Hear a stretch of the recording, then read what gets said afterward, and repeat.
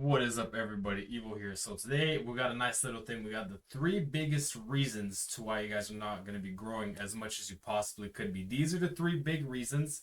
Now, they're not in any order, but I'm going to take you guys through them just so we all understand what the main causes behind muscle growth are. So let's get straight into it. So, obviously, number one biggest factor is going to be your lack of quality sleep. And the problem with lack of good quality sleep is that you typically have massive drop offs in muscular hypertrophy and growth from your lack of sleep. And that comes from not being able to sustain your cholesterol levels at a normal rate, because as you get lack of sleep, your cholesterol level will build, which naturally will increase your estrogen levels and does also suppress your testosterone.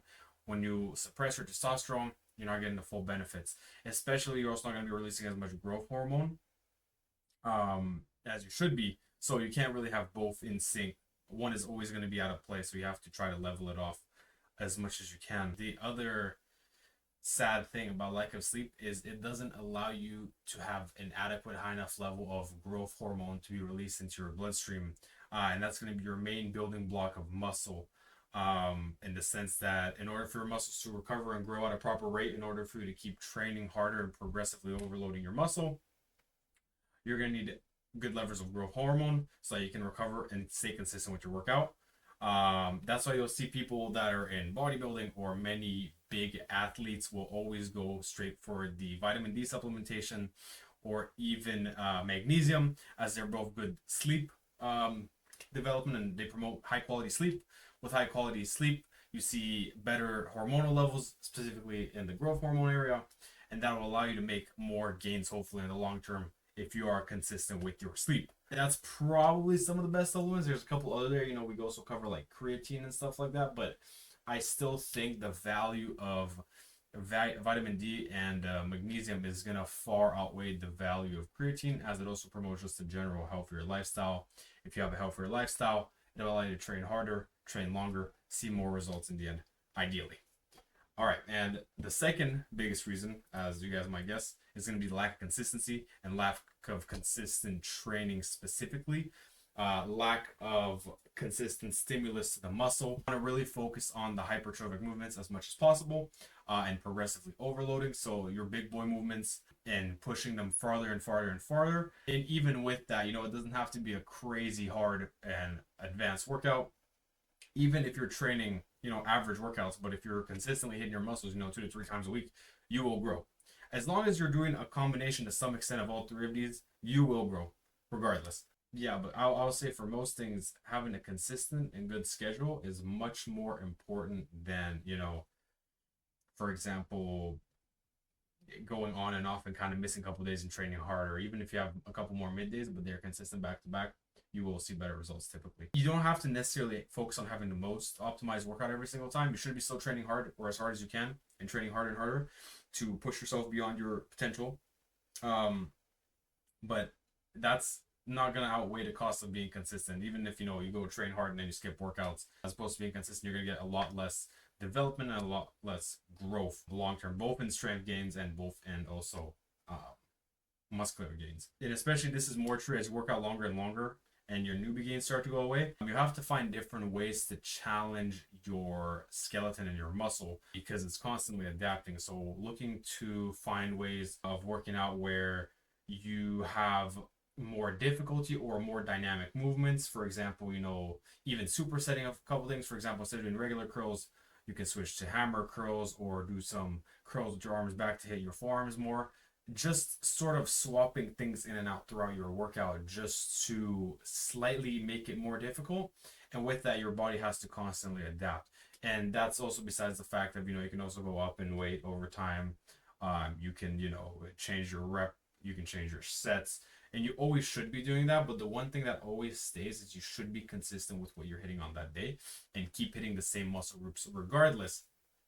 Twice a week if you're like really really insane 3 times, but for most people twice a week is very good, because people are busy and whatnot. But yeah, general rule of thumb is you always just want to, if you're struggling more than last time, typically you'll grow, in the sense that you should be progressively overloading and doing slightly harder movements every single time. Ideally, this is going to matter more and more if you're a seasoned veteran to the gym, where if you don't hit your workout hard enough, you might not feel it at all. In some cases that's true, but as a beginner, newbie gains, pretty much whatever you do, as long as you eat and sleep, you'll grow.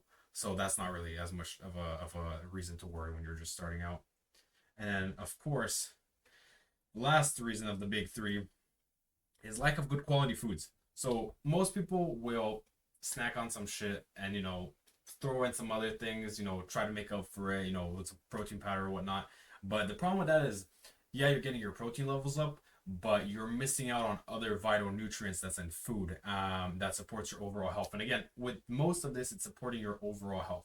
If you support your overall health, you support directly your longevity and fitness, and you allow yourself to train harder. Because everything in fitness about getting bigger, specifically putting on muscle, is training harder and harder and harder, right? You always want to keep pushing the boundaries safely at least. Overall, when your health is supported in that way, to allow you to train better, like I said, consistency and longevity, and you'll have better sleep when you train harder also. So these three things play off of each other quite well.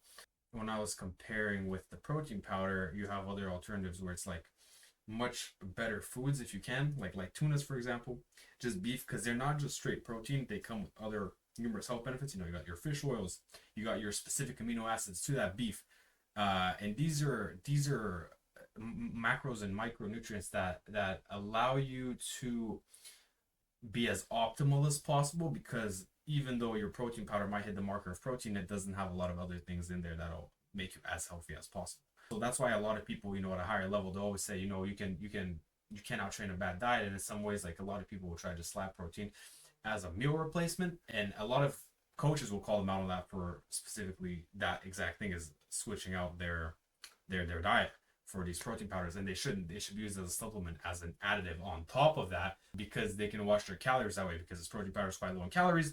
You add it on to meet your maximum amount of protein for that day. And if you're not hitting that, then you just simply add it. That's fine. If you're not hitting some of your micronutrients and some other things, then you're missing out on some key components here. That's going to be problematic in the long term. Yeah, so as far as with the high quality food, that also includes those leafy greens, those filling foods, especially people who are dieting.